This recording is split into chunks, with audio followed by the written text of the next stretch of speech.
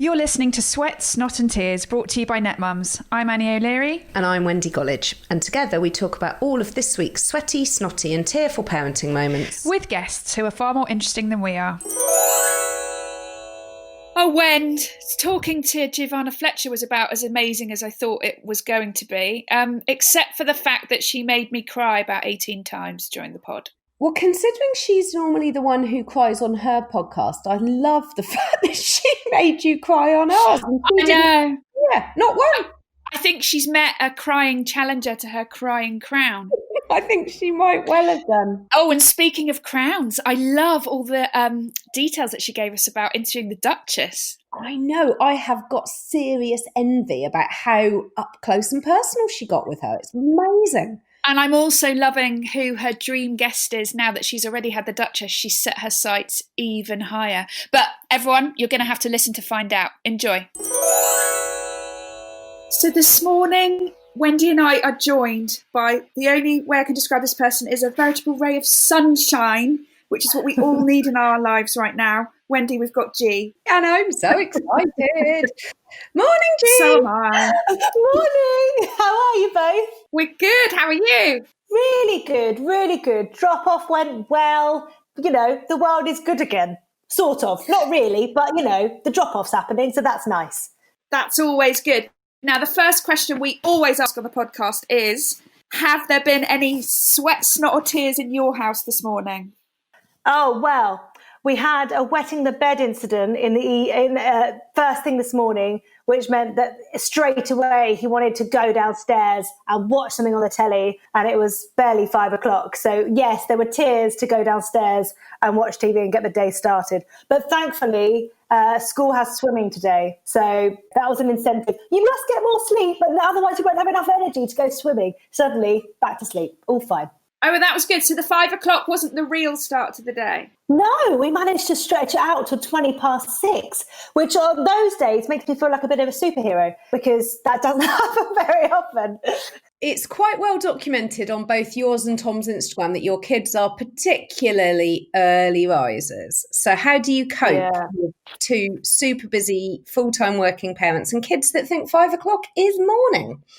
But do you know what? It's actually got a lot. The great thing about lockdown is that we got into a new sort of routine. And so basically we have 3 floors to our house, and Buzz and Buddy before lockdown were sharing a bedroom. There are 3 bedrooms on 1 floor. And it was all very nice. But during lockdown, the start of lockdown, Buzz and Buddy started waking each other up, taking it in turns to wake each other up at 5 o'clock in the morning.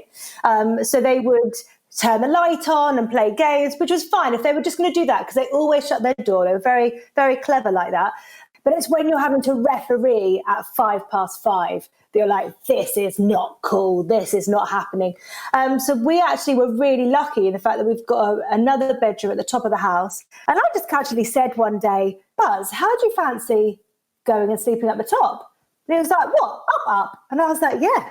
And he literally went up there, has loved it, and ever since they've had their own space, no one's waking up at, well, apart from today, this morning, it seems like the 5 o'clock starts are becoming less and less.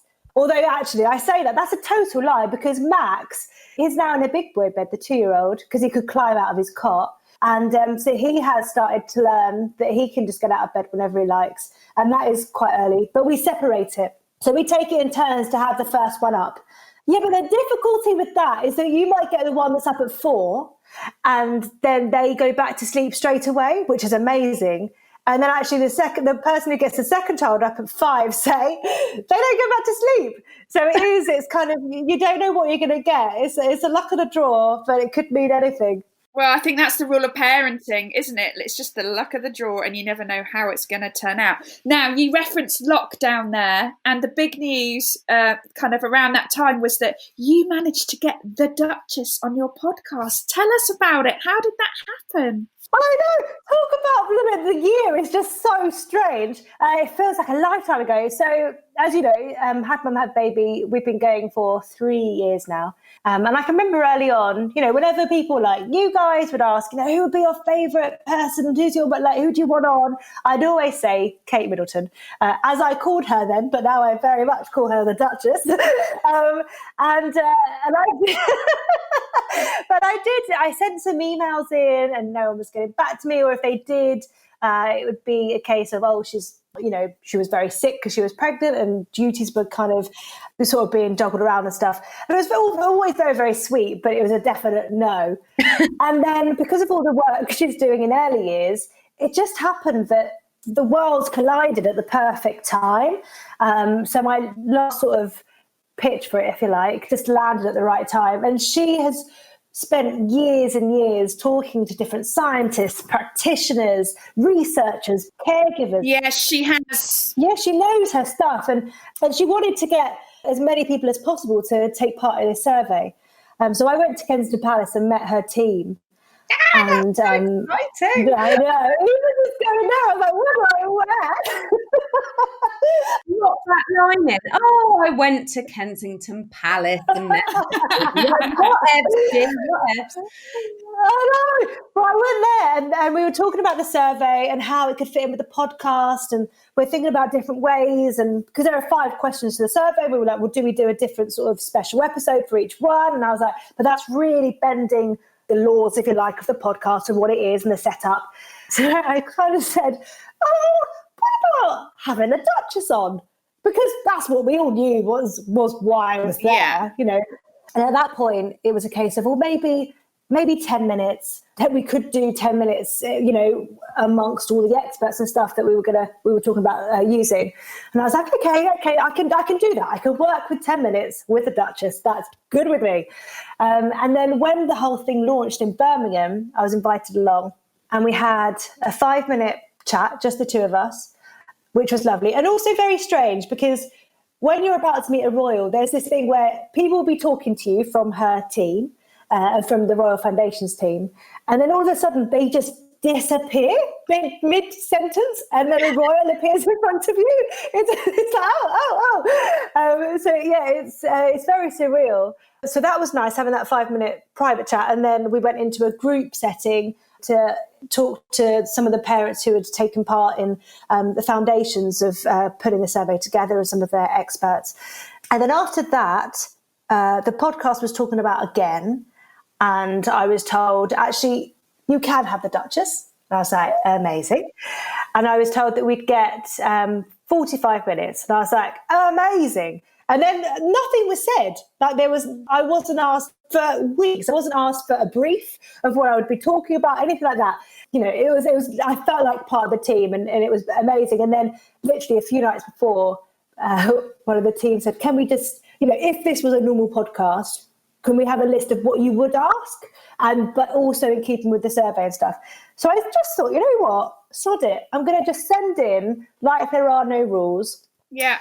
The worst thing that can happen is they'll say, well, you can't talk about that. Exactly. The worst they can say is no, you had to try. Yeah, because otherwise I'd be kicking myself for life if I didn't. They would just suggest everything. So I sent in my how I thought it could work, and actually in that first idea, I did have a section where we were going to throw to the experts to really give an in-depth chat about the survey and everything. So I sent it off, and they looked at all the different things I wanted to cover. They were like, oh, we don't know if she even did hypnobirthing, so we don't know if she'll want to talk about that. Morning sickness, we don't know. But we think maybe one of these things she'll really go to town on. And I was like, amazing. So then the night before, I had a phone call from her comms guy, and he was laughing down the phone. And he was just saying, she wants to talk about all of it. So I think there'd been an internal conversation about, just talk freely. As with all these conversations, I think when you start putting up barriers, when you start thinking, I can't talk about that because of this, I can't talk about that, it actually gets really stifling and you can't have a natural conversation. Absolutely. At the end of the day, she's still a mum and a woman. She's not an alien. Yeah, exactly. And we went into that, and then I've really gone around the houses to talk about this. But basically, we ended up being in this room, in this nursery, because it was off the back of a royal engagement. And we were together for almost an hour and a half. And it was the most I know, and it was absolutely incredible. And what I loved knowing how knowledgeable she is, how much she cares about early years. Like, she's so invested. What she has learned has made her reflect on her own mothering experience, and how self-deprecating she is as well. It was just really, really lovely. And it's just crazy that literally after that came lockdown. Literally a month later, I wasn't seeing anyone. So I'm really interested in what you said about how well versed she is and how passionate she is and how much work she does behind the scenes on early years stuff. In the middle of lockdown, we actually at NetMums had an approach from her to say, could we collaborate on trying to understand what was happening to children, especially like preschoolers in lockdown. And we did some work with her, and I was blown away by, it's almost like a job for her. Yeah. She really does treat it like a job. Like, she really does care. She's not just showing up and shaking hands and smiling for the cameras. She really knows her stuff. She really does. Did she have her notebook with her as well when you met her? Well, we couldn't meet her because we had to do a Zoom because of lockdown. Yes. But it was just very clear that she knew the science. She understood the science. Yeah. She had a very serious concern about what was going to happen to kids in lockdown who were vulnerable. I was just really blown away and massively impressed. Well, it's interesting, isn't it? Because obviously they've got all the response to the survey. They've got all those answers back in now. They know where the areas are that they really need to focus on. And then lockdown happens, a massive pandemic happens, and those areas that are already suffering are going to suffer even more. Yeah. I know that she can't wait to get moving and to get the wheels in motion, which I know she is going to carry on doing now, like working with you guys. She really does care. She was the top of the tree for you. Who do you want now? Who could possibly surpass the Duchess? I'd love Michelle Obama. Oh man, you've got to do it. You've got to get her. That would be amazing. Wouldn't it? I was hoping when she was over for her book that there would be time, but I don't have the connections yet. But I'll keep nibbling away and see what I can do. Now, look, G, we have to ask you this because you are just so nice on everything that you're on, that you're just so nice. Do you never have bad thoughts about anyone, or is it just that you're really nice in public and then you sit there at the end of the day going, and she was nice and she was horrible and I don't like her? Tom would probably say that I have times where I'm not very nice.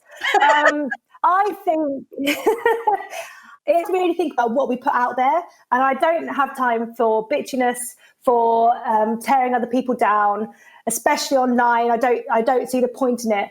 And I think probably in my growing up only in the last couple of years, have I kind of looked at different friendships even and realised sometimes I go for friends that don't want to be my friend.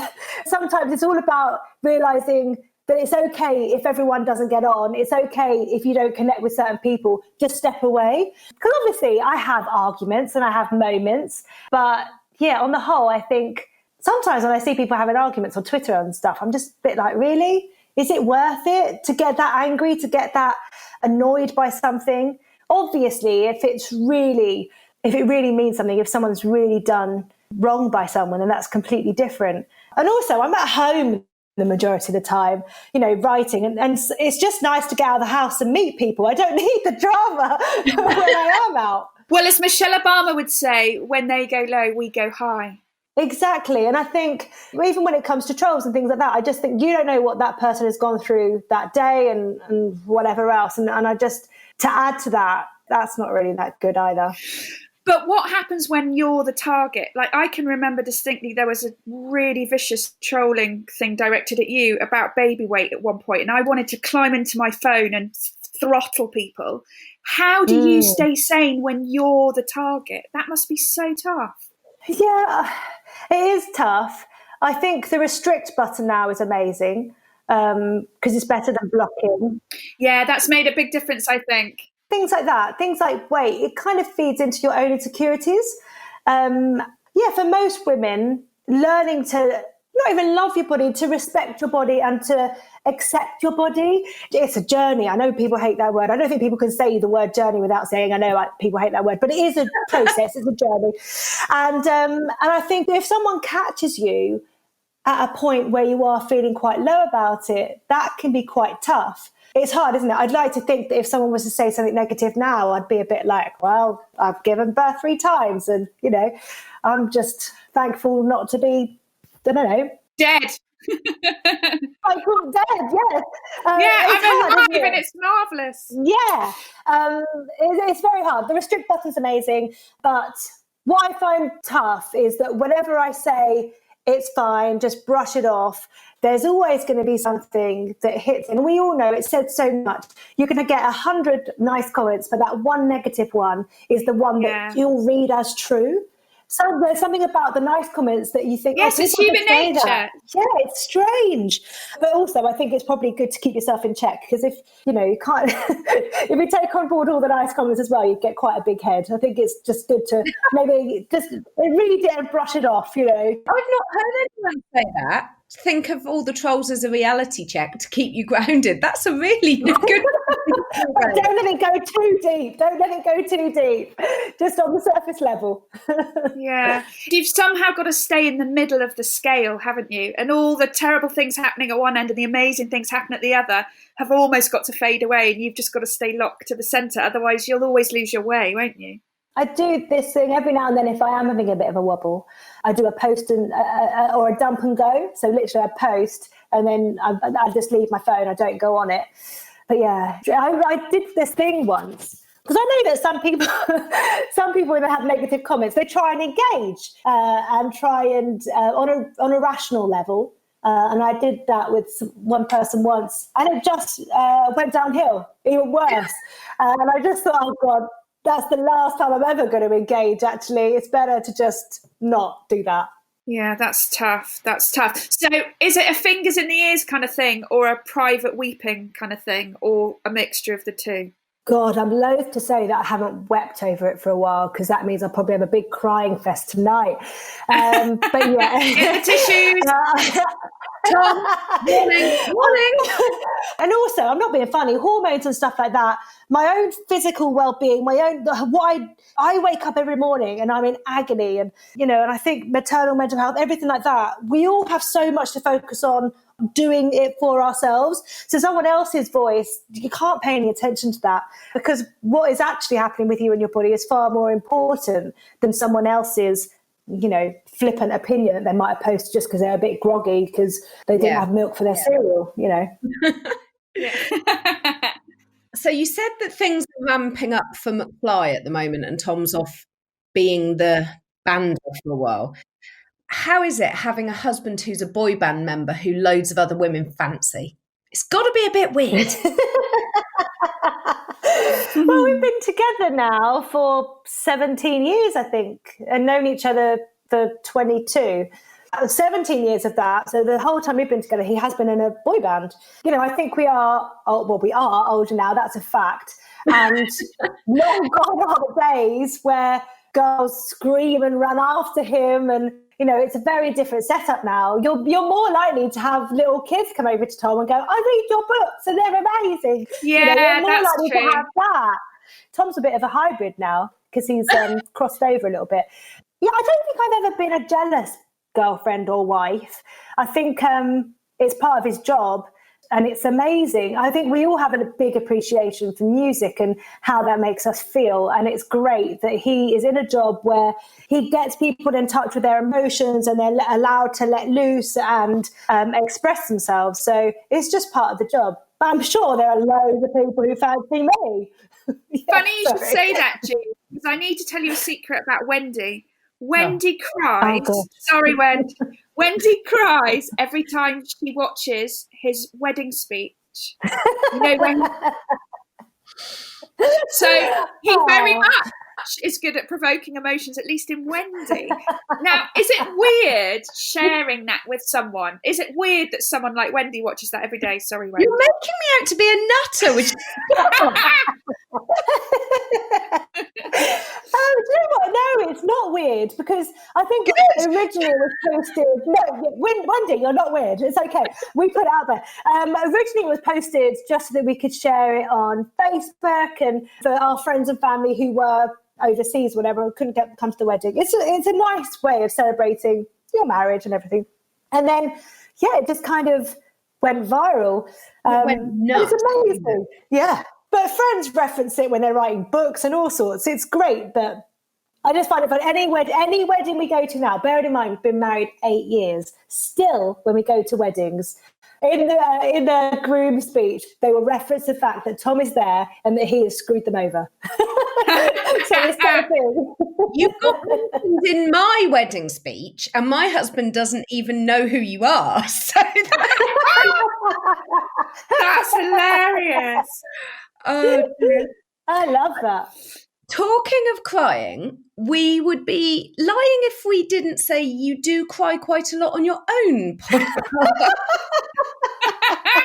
I do hope that it gets sponsored by Kleenex soon, Jean. I can't help it. You know what? In series 2, I can remember before going in. So I watched Davina on, I think she was on whatever Good Morning Britain was called back then. But I watched Davina talking about long lost families and how she never cried.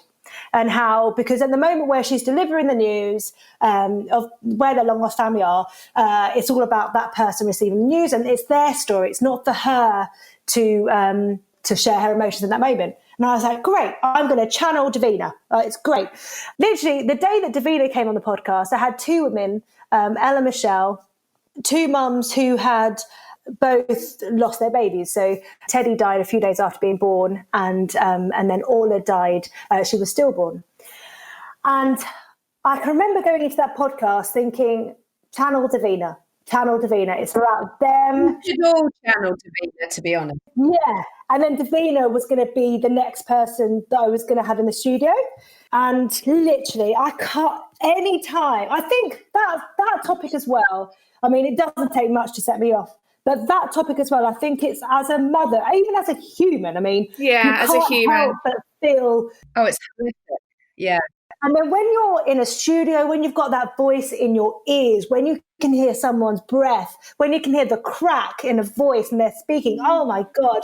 As soon as they went, I went. And that day, the saving grace was that I could literally go straight into Davina's arms afterwards and have a good old cuddle.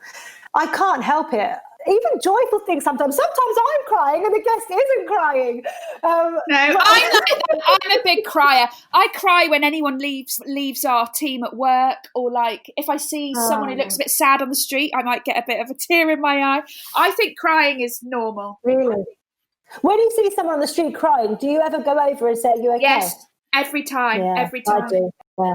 I did a woman in a coffee shop once. It was a National Trust coffee shop, and she had a baby that was probably like 2 months old or so, and then a toddler that was going off. And you know, when a toddler has wound up and that's it, they've pressed the go button and nothing is going to stop them. Yes. Yeah. I just went over and she was sat there, and my friend and I were like, "Are you okay?" And she was like, "No."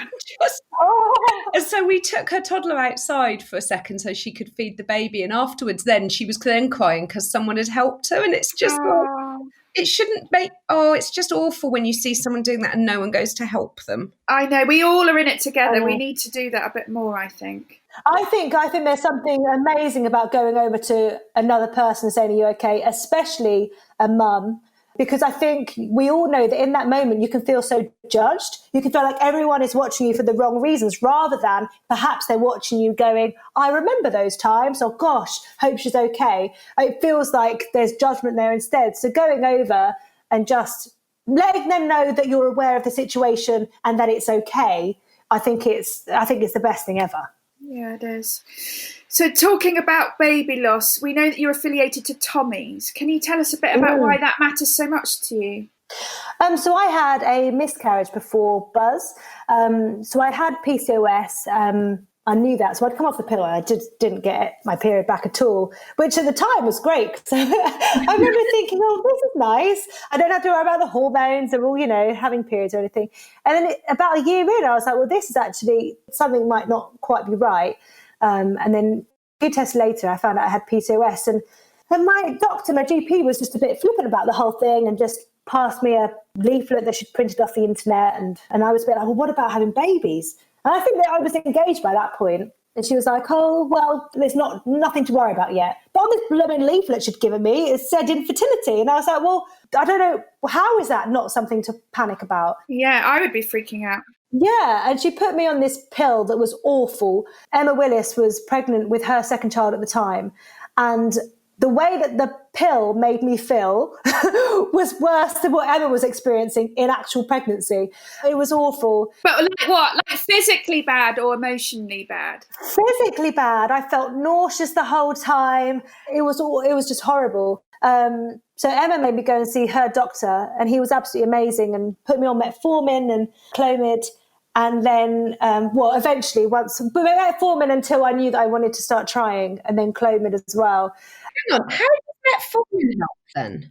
Metformin, so it sorts out your sugar levels essentially, and because I know. yes, so it's the same. Yeah, it's the same medication that my father-in-law takes for diabetes. Basically, when you have PCOS, your body produces too much insulin. This is my terms. I'm not a doctor, but this is how I understand you're it. right. I've written about this before. Yeah. Okay. So your body produces too much insulin, which then produces too much testosterone, which then makes too many follicles be produced in your ovaries, and therefore none of the eggs can be fully formed. Basically, people with PCOS are recommended to go on a low GI diet because the blood sugar element of PCOS is so significant. It's one of those things, isn't it? It's not enough just to take the tablets. You have to change your diet as well. And so I went on that, and it was brilliant. And I took Clomid, and I fell pregnant, and really quite quickly. And I can remember thinking, it's too good. It's too good to be true. And I miscarried at 6.5 weeks, and Tom at the time was on a radio tour. He'd had to leave that morning, and so I went to see the sonographer on my own.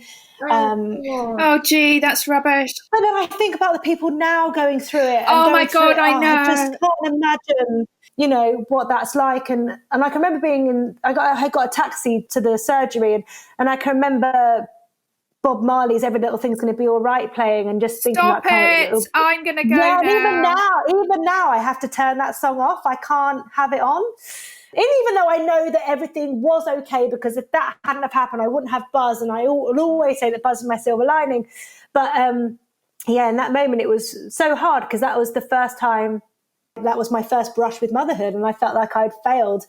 But I just think of the people going through it now, and my heart bleeds for them. To get news that you can't have your significant other or whoever with you when you're getting that news. And I know what that feels like.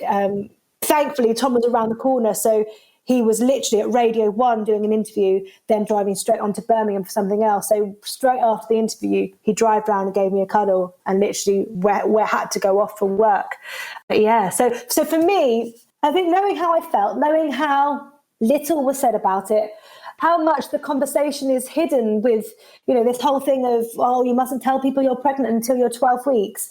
Why not? Yeah. Because you're going to jinx it. Because if something goes wrong, you're going to want those people around you. I remember texting my family, because I couldn't talk, but at the same time I wanted them to know that something had happened. And it was a weird thing of wanting them in some way to put their arms around me, but not. If you get me, I wanted their comfort, but also I knew that it would upset them as well. So I had to kind of distance myself from their hurting to cope with my own. So I texted my whole family, and then I did speak to my mum, and I did speak to my dad, and they were both, individually crying. And, because I think it's that thing, isn't it? Which I touch on a lot in the podcast. You worry about your children, and then when they get older, you're still worrying about your child. Of course. And that was a situation that they couldn't stick a plaster on. They couldn't fix it. Yeah. So for me, getting that conversation out there, letting people know that they're not on their own, I think it's so important. And Tommy's, the work that they do is just incredible. But, they have talks with Professor Quinby, who is the most amazing woman ever. They do trials. They look into miscarriage and find out why it happens and how it can be prevented. And they're just incredible. So, for the last 3 years, I've hosted their awards and have become a part of their team, their extended team.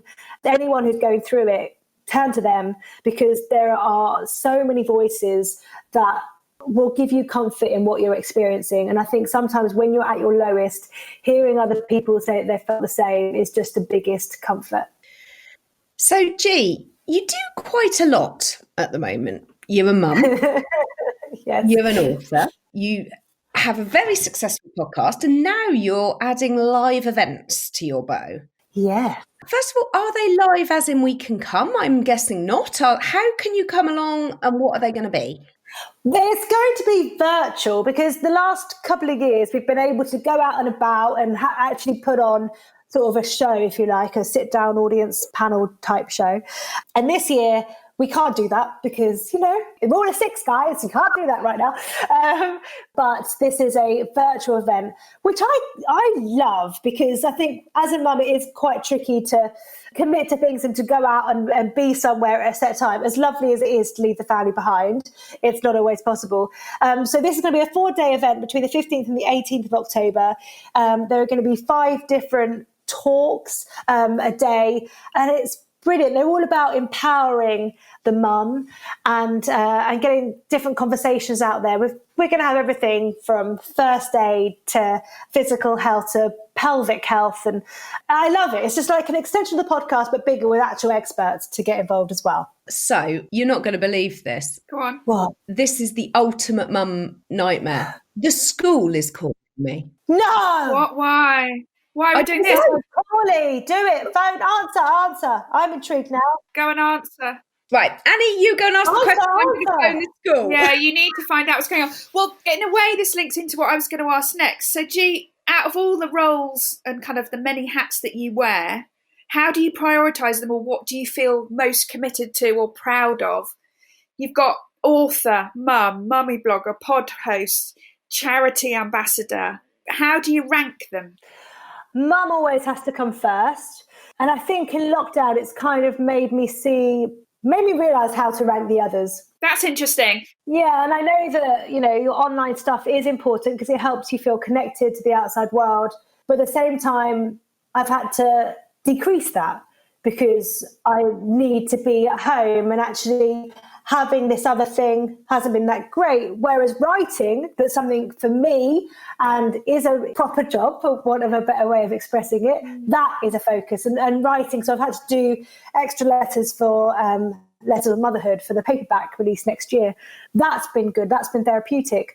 However, on the flip side of that, with the boys back at school, suddenly I've loved being back on Instagram stories and it's felt easy and free, whereas during lockdown, it felt very forced to put something up sometimes. So I would actually choose not to. And I think that's how I kind of work. I haven't had to feel like I've had to post because I should.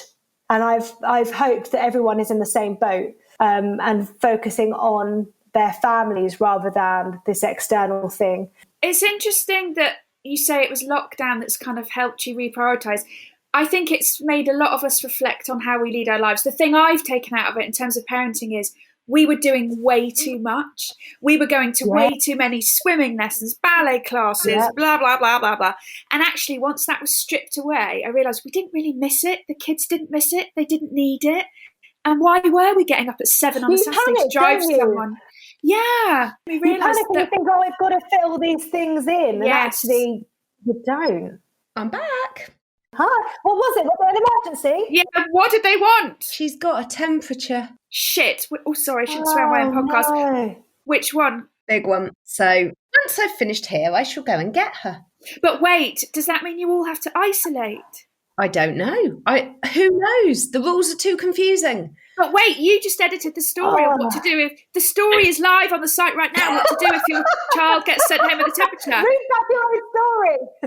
You have to get a test. I have to take her. I have to find somewhere to get her a test, I think. But there are no tests at the moment. That's the I know. Someone at my school's off. She texted today to say that her daughter's off and she's got no test. She got in touch with the doctors and they said, you can only get a test if you don't have symptoms. What? Which doesn't make sense. That's the opposite of what Matt Hancock said. That's what I said. That's what I said. Okay, well, Wendy, I'll let you in on a trade secret. Our headmistress emailed all of us and said, if you're finding it hard to get a test, present to A&E. They can't turn you away. Right, well, that's my afternoon sorted then.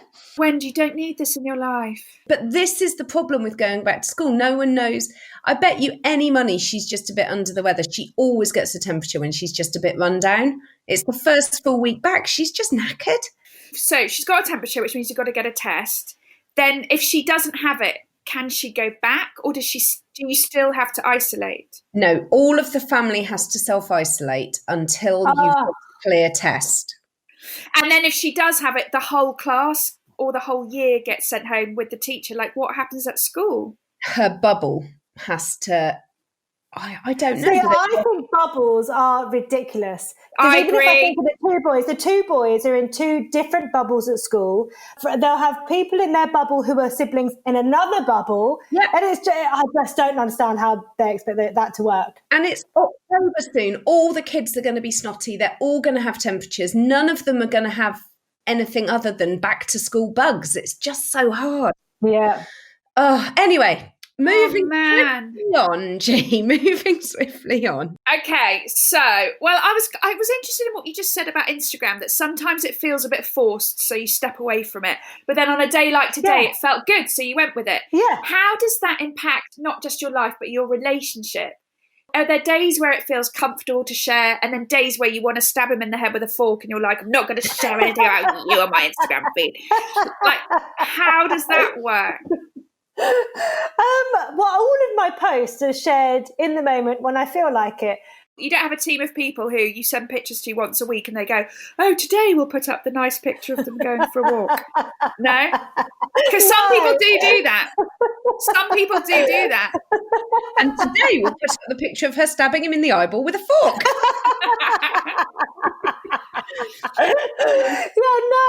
And it's very quick. And actually, one thing about lockdown I realised is that sometimes it's okay to just feel a moment, write a sentence rather than blowing 10,000 words, and that be enough. Like that's fine.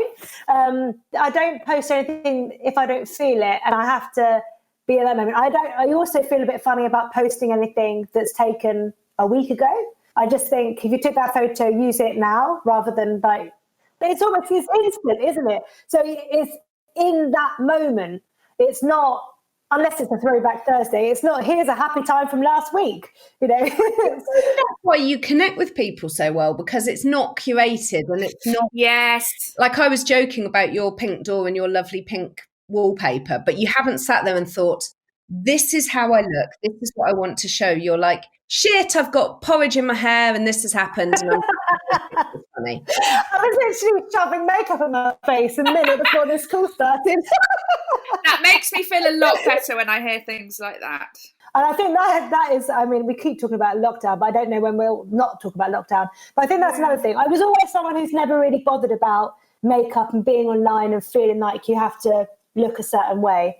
I'd much rather present myself as myself in my nudist face form, for instance, and my frizzy hair, and then go out in makeup and someone go, oh, you look much prettier in real life than the other way around, you know? Man. And then the whole Facetune thing is just, I just can't get to grips with what that is doing to people. I don't know what the long-term effects of that is going to be, because at some point you have to look in the mirror and like what you see. Well, I've got daughters and I just worry so much about what they're going to grow up having to think about that we didn't have to think about. It's terrifying. It's so true.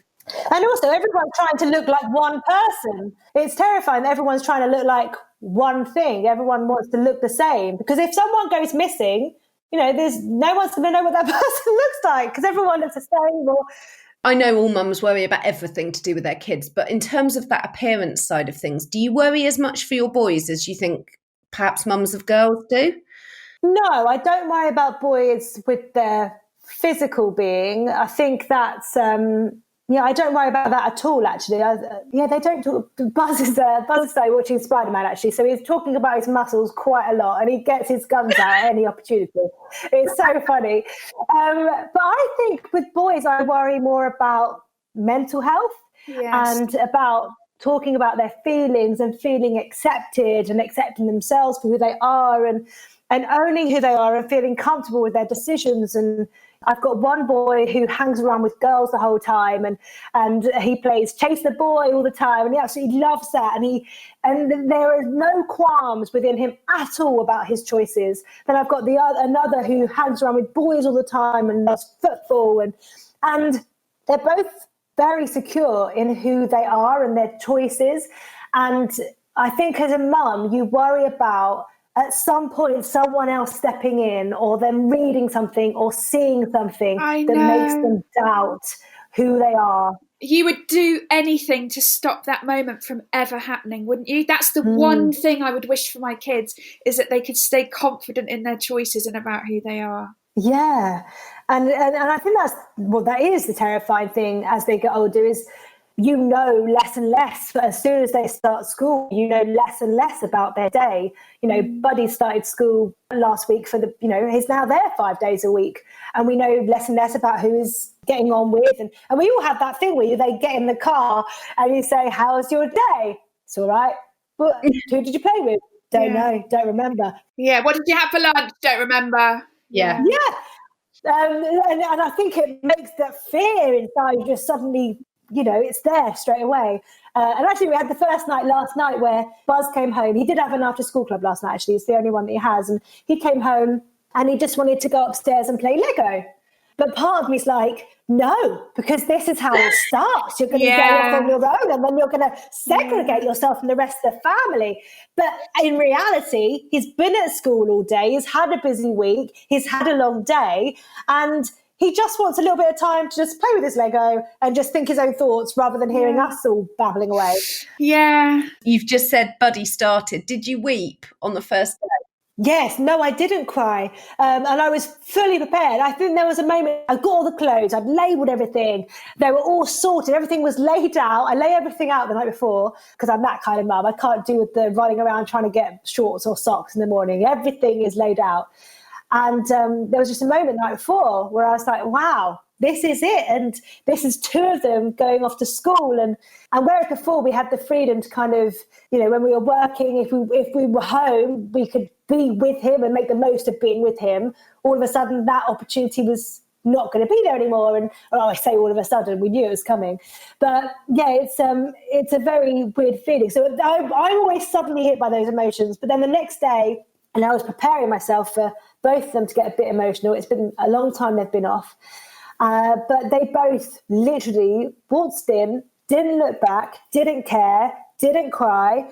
But thankfully I saw my friend straight away. So it was kind of, the moment was kind of skimmed over, if you like. So we didn't get to dwell in it, which I think is best. I find it, to be honest, when Buddy was going into nursery and really crying and grabbing hold of my neck and, nursery staff having to sort of peel him off me like some sort of, it just makes me think of that horrible moment in Suffragettes. Oh, yeah. Where the son is taken away from the mum. Don't stop. That scene That's breaks my heart. Don't. I know. And then, Annie, you're like me. You cry. You're a crier. I'm a big crier. Worse than you, Dee. She really is. But it's that moment, isn't it? And that is far harder than having a child who just feels confident and happy enough to just walk into school. So I'm counting my blessings and getting prepared for Max next year whenever he's got to go on. Let me talk to you after Max, because when you send the smallest one in, it's a whole different ball game. Yeah, it's hard. I don't cry. I am not a crier, and I was full on snot down the face or weeping after I put my youngest one. I was literally talking to my mum about this earlier, actually, and she said, because Mario is my younger brother, and about my brother, and Mum was saying how both of them cried for a month. She was like, she couldn't get over it. There's something about being the baby and the last one. It's just so final. Well, wait for this. So my aunt and uncle say that the worst day of their lives was when they dropped the youngest one at university. My aunt says that my uncle had to pull the car over to the side of the road as they left the town where they'd left him, and she said she'd never seen a grown man cry like a baby as much as he cried that day. That's making me really emotional, honestly. Okay. Can you imagine? Oh my gosh. We've got like 15 years, G. We can prepare. I think we need to form a support group to prepare ourselves in advance. I think so. Oh my gosh. And I remember, in fact, this can be your connection to Michelle Obama. She said the same about Barack. Apparently, when Barack left them at university, she said she'd never seen anything like it, like he couldn't cope at all. Really? Oh, don't the thought of him crying. I know, it's just too much. It's just too much. She said that leaving the White House wasn't as distressing to him as leaving the girls at university. Oh, I know. That is scary, isn't it? Because I think when they become teenagers and young adults, you know that they're exposed to different things, but you kind of have a little bit of control in the fact that you know they're coming home every night. So you can kind of, in a way, oversee things. But when they go off to uni and they're not with you at all, and you know they'll never call, that's heartbreaking. Yeah, but you always talk about Buzz wanting to go and play Lego. What the hell are you going to be doing?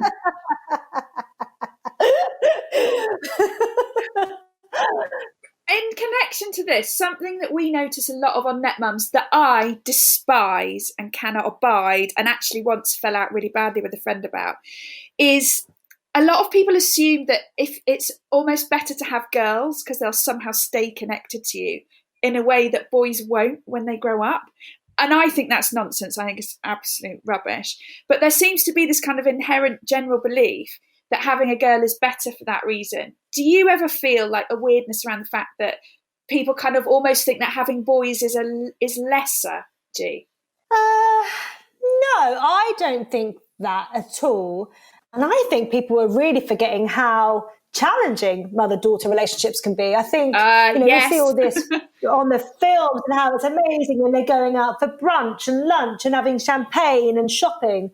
And we all know people that have experiences of it being nothing like that. And actually, it's a really complex relationship. I think with sons, actually, it's really simple. They love their mums and they will protect and look after them. So for me, I feel like I'm onto a win with boys. But I think you're lucky to have either. And it's all about the individual connections that you have. You can't have a blanket. Boys are going to be like this with their mums and girls are going to be like this. Even the thing, I mean, me and Tom joke about the fact that if we'd have had 3 girls, it would be very different. Like the dynamics in the house would be different. They'd sit down and colour in and it would be nice and quiet and lovely. And at the moment it's loud and everyone's jumping. But then I've got a niece, Summer Rae, who's just as boisterous as my boys and just as, physical and everything. So, I don't think it's all these labels that we love putting on people. Yes. And it's crazy that it starts so young. My mum has a really good saying, which is you can only parent the child you have, i.e. they're each going to need a different part of you and they're each going to have a completely unique relationship with you. And gender, to me, doesn't have anything to do with that. I just noticed that in the forums on NetMums, people often talk about the girls as if they're the prize and they're a bit disappointed if they have a boy. And it just breaks my heart. But now you've got 3G, do you still, because I presume that when you had 2, you often got asked the question, are you going to go for another? Do you want a girl? Do people still assume that you're going to keep going until you've got that, say, longed for girl, or is it kind of backed off a bit now? It's so funny, isn't it? Because I've never, ever thought I'd love a girl or either sex. I just felt very lucky to be having children. But has the question died down? I wonder more if people feel like, she didn't get the girl. Do you know what I mean? I wonder if it's more that. Yeah. And I just think, well, joke's on you, because I don't feel sad that I've not got a girl. And I do pin everything on Summer Rae. Like me and Summer Rae are going to go for cocktails and shopping trips. It's going to be lovely. But maybe I've been very vocal about the fact that having 3 kids has broken me, so people don't dare ask. But I don't know. I think, you know what, people can never help asking. I don't think people were mean when they ask, you're going for another. I think sometimes it's just a conversation starter for some people. But yeah, I would never have another child to have a girl. I'd have another child to have another child. But I mean, never say never, because I was going to say, are you telling us something there, G? Is there a little glint in the eye? No, I just say that to cover my own back, just in case. Your insurance policy. Yeah, because I always thought that I would have a 3rd child now at this point. rather than 2 years ago. So, these things do happen. And I'd hate any fourth child to kind of feel like they weren't wanted. It's always a funny thing. Oh, was he planned? Well, what does planned mean, really? Yes. So, I think the conversation around girls and boys is always going to exist. And I mean, if people want to come over and look after more children that I have, I mean, 3 children is massive. I just look at people that have, there's Helen, I can't remember her surname, who's got 9 children, a massive businesswoman. What's her name? Oh, I can't remember, but she's got 9 children and it's amazing and it all works and good for her. I struggle with 3. With 2? Yeah, 3. No. Yeah, I struggle with 2. Know your limit. I was about to say, everyone needs to know what their own limits are. I'm definitely at mine. Yeah, maybe though. You never know. When they're all at school, there might be a little bit of empty nest syndrome. But I have to say, things like them all being out of their high chairs, them all being in proper beds, I have felt relieved at every stage. Yes, there's a hint of sadness of, oh, we'll be using this high chair again. There's the cot gone. But at the same time, I'm like, get in. Like, we're on to the next chapter. On the wall when this airs and Tom hears you saying this, I have to say. Fletcher household, the night that he hears this podcast. Okay, we've got 2 questions left. Wendy, you go first. I'll go second. One of the things we always ask our podcasts is, what's for tea? Well, I have some sausages in the fridge that need to be eaten by today. So something with those, maybe a sausage pasta, or I might see if there are some waffles in the fridge if they've been particularly good. Oh, it's such a mum thing to say. Or something in the fridge that needs to be eaten today. Yes, exactly. I was going to be really envious if you were one of those mums who was like, well, on the 11th of every month, I pick organic beans from the garden, and then we. I've got to say, for the last 6 months, I've been growing tomatoes and peppers. Nothing is ready to eat, but we've got loads of them. Yeah, and to be honest, they might not make it because we're in September now, and they might not be ready in time. But we've got tomatoes and peppers that at some point I will be eating. I don't know if they'll be any good, but here's a tip: you have to pick the tomatoes and bring them indoors green and put them next to a banana, and they'll go red. No, but Wendy, why not just leave them on the vine to go red? Why would you bring them in green? If the temperature drops, they never go red. Oh, I see. Yes, that's a really good idea. Gee, go and do that now.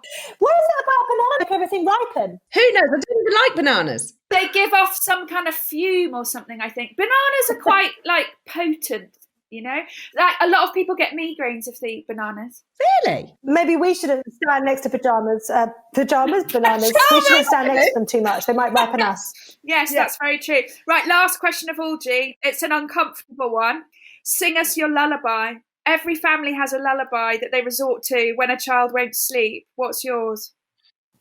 Edelweiss, Edelweiss. That's the song that makes me cry. Every morning you greet me. Ah, well, get this. So actually, we had this one night where the first night that Tom was away, and I was doing the bedtime with all 3 boys for the first time, and Max just wasn't settling. The other 2 just kept coming out of their room, so that he was seeing them, and no one was nice and calm. So I decided to get the boys to get their pillows. They laid on the floor next to Max's cot. I laid on the floor, turned the lights off, made it all nice. And then I started singing Edelweiss to help Max go to sleep. And then Buzz and Buddy started joining in as well. It was the cutest thing ever. I didn't see it coming because for me, Edelweiss is a song that reminds me of my nan, who was obsessed with The Sound of Music and Julie Andrews. So for my kids to be singing it as well, it got me very emotional. Annie's gone quiet because she's basically weeping somewhere now. Well, so I know we keep talking about me crying, but it's the bit in the movie that I always fast forward because it absolutely destroys me. And my kids now know that. So anytime they want to tease me, they play it and then they sit and watch me cry. So thanks for absolutely ruining me today, G. That's really great. Thank you. She's wobbly. Can you hear her? Sorry, Annie. I'll just go and sit and weep in the corner. Well, thank you very much. No, it's been brilliant. Thanks so much, G. We've had a really fun time. Same. Thank you. Oh, it's lovely to chat to you. Thanks, G. Have a good Friday. Have fun. Bye. Thank you, same to you. Bye. Bye.